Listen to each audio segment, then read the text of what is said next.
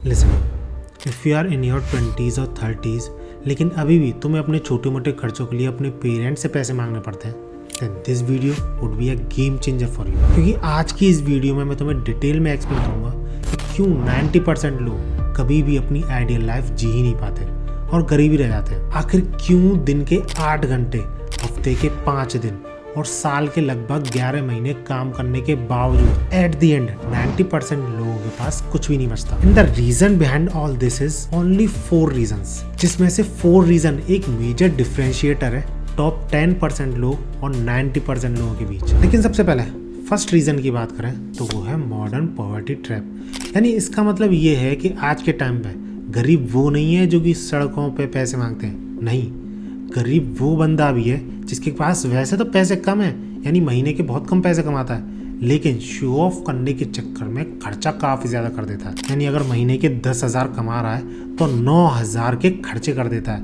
1,000 रुपये बचते हैं उसके पास, जबकि इसेंशियल खर्चे सिर्फ 2-3 हज़ार के ही हैं उसके, बाकी के खर्चे सब शो ऑफ में जा रहे हैं। क्योंकि आज के टाइम पे सोसाइटी ही ऐसी बन गई है जिसमें कि अगर तुम शो ऑफ नहीं करते हो तो आउटलायर कहलाते हो, और अगर तुम आउटलायर कहला रहे हो सोसाइटी में तो तुम्हें बड़ा अजीब और गरीब माना जाता है, जिस वजह से तुम पे पीयर प्रेशर पड़ने लगता है और जैसा सब लोग कर रहे हैं वैसा ही करने लग जाते हो तुम।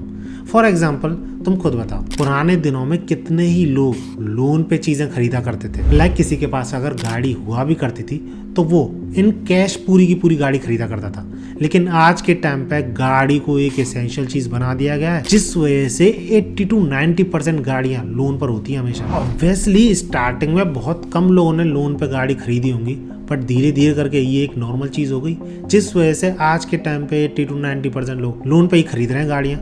तुम खुद देख लेना अपने आसपास कितने ही लोग ऐसे होंगे जिन्होंने इन कैश पूरी की पूरी गाड़ी खरीदी होगी। हो सकता है लोन क्लियर हो गया हो, लेकिन स्टार्टिंग में लोन के साथ ही गाड़ी खरीदी होगी। और ये शो ऑफ कल्चर इस हद तक बढ़ चुका है कि आज 30 साल से कम उम्र के जितने भी इंडियंस हैं, एवरेजली उनके पास 1 lakh to 2 lakh credit card या फिर सम काइंड ऑफ लोन है। बट अगेन ये सारी चीजें लोगों की गलती नहीं है, बल्कि सिस्टम की गलती है। वो ये सब कुछ करवा रहा है, चीजों को नॉर्मलाइज कराया जा रहा है और लोगों का माइंडसेट कुछ इस तरीके से बनाया जा रहा है कि लोन को एक नॉर्मल चीज माना जा रहा है। अगला है माइंडसेट, यानी 3 कोर ऐसे माइंडसेट ट्रैप्स जिनकी की वजह से पुअर हमेशा पुअर ही रहते हैं। इनमें से सबसे पहला आता है टाइम फॉर मनी थिंकिंग। यानी हमेशा पुअर लोगों को ऐसा लगता है कि अगर वो ज्यादा काम करेंगे तभी उन्हें ज्यादा पैसा मिलेगा, जिस वजह से वो कभी ऐसा सोचते ही नहीं कि कम काम करके कैसे ज्यादा पैसा कमाया जाए। एंड ट्रस्ट मी, जब वो लोग किसी बंदे को देखते हैं ना कि कम काम करके वो पैसा कमा रहा है, उनके माइंड में सिर्फ एक ही चीज आती है, कुछ ना कुछ गलत काम जरूर ये कर रहा होगा, तभी इतने कम टाइम में इतना कम काम करके इतना ज्यादा पैसा कमा लिया इसने। और ये चीज तो मैं खुद के एक्सपीरियंस से बोल रहा हूँ, and I am sure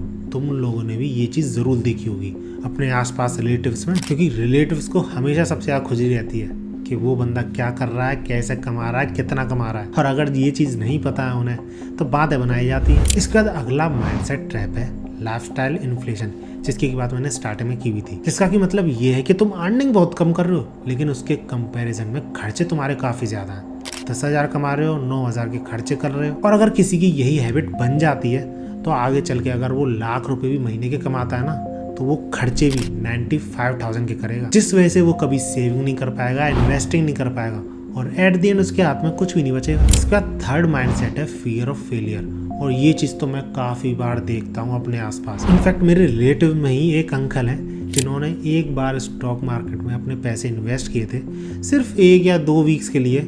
market crash कर गया, बहुत सारे पैसे उनके कम हो गए जिस स्टॉक्स में उन्होंने लगाए थे, फिर उसके बाद उन्होंने कोशिश ही नहीं करी लगाने की। इनफैक्ट मैंने अपने जो प्रॉफिट्स थे उन्हें वो दिखाए, लेकिन फिर भी वो मेरे प्रॉफिट्स को झूठ समझने लगे, और उनके माइंड में क्लियर हो चुका था कि स्टॉक मार्केट में पैसा डूबता ही डूबता है। सुन तो उन्होंने पहले से रखी थी, लेकिन जब उन्होंने खुद ये चीज़ एक्सपीरियंस की तो ये चीज़ उनके माइंड में सॉलिड बैठ गई। उन्होंने कभी सोचने की कोशिश ही नहीं करी कि क्यों उनको नुकसान हुआ, और क्या अगर वो उन शेयर्स को वैसा ही रहने देते तो उन्हें प्रॉफिट होता फ्यूचर में, ये भी उन्होंने जानने की कोशिश नहीं करी। इसका थर्ड रीज़न आता है द ब्रोकन सिस्टम, जिसने कि स्कूल्स को, कॉलेजेस को कुछ इस तरीके से डिज़ाइन किया है कि ये सारी अथॉरिटीज़ सिर्फ तुम्हें वर्कर की तरह ट्रेन करने में लगी रहती हैं, वो कभी वेल्थ बिल्डिंग के बारे में तो बताते ही नहीं। आई मीन तुम खुद ही बताओ, तुम्हें स्कूल में स्टॉक मार्केट में कैसे इन्वेस्ट किया जाता है, किस तरीके से कौन से स्टॉक को चूज किया जाए सो दैट तुम्हें प्रॉफिट हो, ये कैसे जाना जाता है, ये तुम्हें बताया गया है?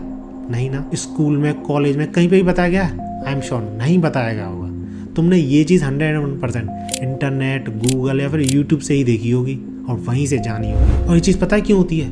क्योंकि अगर सारे लोग बिजनेस करने लग गए तो तुम खुद बताओ उस बिजनेस में एज ए एम्प्लॉय काम कौन करेगा। इसलिए चाहे पुराने ज़माने की बात करो या फिर अभी की, वर्कर्स तो चाहिए ही होते हैं किसी भी तरीके की सिटी, किंगडम या फिर नेशन को चलाने के लिए। इसका चौथा रीजन, जो कि मोस्ट इंपोर्टेंट रीजन भी था, मैंने तुम्हें स्टार्टिंग में बताया था, वो है डिफरेंट पैटर्न्स या फिर बोलूं डिफरेंट स्टेप्स, जो कि 90% और टॉप 10% लोग लेते हैं। जिसमें से सबसे पहले अगर 90% लोगों की बात करें तो वो काम करते हैं पैसों के लिए, स्पेंड करते हैं बिफोर सेविंग, किसी भी तरीके की रिस्क को अवॉइड करते हैं। और कुछ भी उनके साथ अगर गलत होता है ना तो वो गवर्नमेंट, मार्केट या फिर अपनी किस्मत को दोष देते हैं। वहीं टॉप 10% लोग काम करते हैं सिर्फ अपने लिए और पैसों को काम कराते हैं और पैसा कमाने के लिए, इन्वेस्ट करते हैं बिफोर स्पेंडिंग और रिस्क भी काफी ज्यादा लेते हैं, लेकिन ओनली कैलकुलेटेड रिस्क, जिसकी वजह से जो भी आउटकम होता है वो उनके अकॉर्डिंग ही आता है। अब ये तो रहे रीजंस, लेकिन टॉप 10% में आया कैसे जाए, आखिर इस ब्रोक साइकिल को एस्केप कैसे करा जाए, जिसके के लिए तुम्हें सिर्फ 4 स्टेप्स फॉलो करने पड़ेंगे।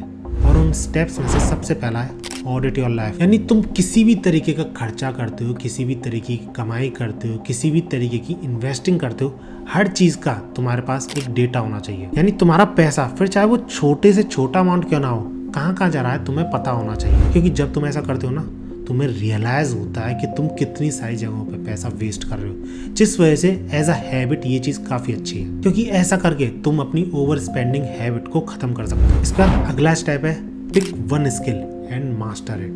क्योंकि एक बार तुम एक स्किल पकड़ लेते हो, उसको काफ़ी ज़्यादा प्रैक्टिस करते हो और उसमें काफ़ी ज़्यादा अच्छे हो जाते हो, तो तुमको तुम्हारे काम, तुम्हारे एक्सपीरियंस के बेसिस पे काफ़ी अच्छे खासे पैसे भी मिलते हैं, which ultimately leads to third step, जिसमें कि तुम टाइम फॉर मनी को ब्रेक करते हो। यानी टाइम के एक्सचेंज में जो तुम्हें पैसा मिल रहा है उस चीज़ को ब्रेक करते हो, अपने पैसे लगाने लगते हो अलग अलग जगहों पर, अलग अलग तरीके के एसेट्स में, फिर चाहे वो गोल्ड हो, कोर्सेज हो, स्टॉक मार्केट हो और काफ़ी सारी चीज़ें हो सकती है, जिसपे कि मैंने एक पूरी वीडियो बना रखी है एसेट्स पे, टॉप 10 एसेट्स, जिनसे कि कोई भी इनकम वाला बंदा अपनी इनकम को 10x कर सकता है। देख सकते हो, चेकआउट कर सकते हो वीडियो। इसका फोर्थ स्टेप, जो कि आखिरी स्टेप भी है, वो है बिल्ड योर लीवरेज। यानी जो भी तुम काम कर रहे हो उसको ऑटोमेट कर दो, जिसके के लिए भले ही तुम्हें किसी को हायर करना पड़े या फिर किसी ऑटोमेशन AI टूल का यूज करना पड़े, किसी भी चीज का यूज करना पड़े। क्योंकि अगर तुम सेम काम करते रहोगे, रिपीटेटिव टास्क को करते रहोगे, तो तुम ग्रोथ पर फोकस कैसे करोगे। और अगर तुमने ये चारों स्टेप्स कर ली हैं सक्सेसफुली, तो कॉन्ग्रेचुलेशंस, तुम टॉप 10% लोगों में आ चुके हो। अब इस वीडियो को यहाँ तक देखने वाले 2 तरीके के लोग होंगे। एक तो ऐसे जो कि इस वीडियो को बाकी वीडियोस की तरह समझ के छोड़ देंगे, अपनी लाइफ में चले जाएंगे। वहीं दूसरे लोग जो कि इस वीडियो की चीजों को इम्प्लीमेंट करेंगे अपनी लाइफ में और शायद 2-3 महीने में इतना ग्रो कर जाए कि अपने पीयर्स को शॉक कर दे। अब तुम कौन से बंदे होने वाले हो ये तुम ही डिसाइड करो। और अगर तुमने यहाँ तक वीडियो देखी है तो आई थिंक तुम इन सारी चीजों को सीरियसली लेते हो, जिसकी वजह से तुम ऑलरेडी बाकी सारे लोगों से एक स्टेप आगे चल रहे हो। बाकी आज की वीडियो यहीं तक। वीडियो अच्छी लगी तो लाइक जरूर करना। See you in next video and keep hustling.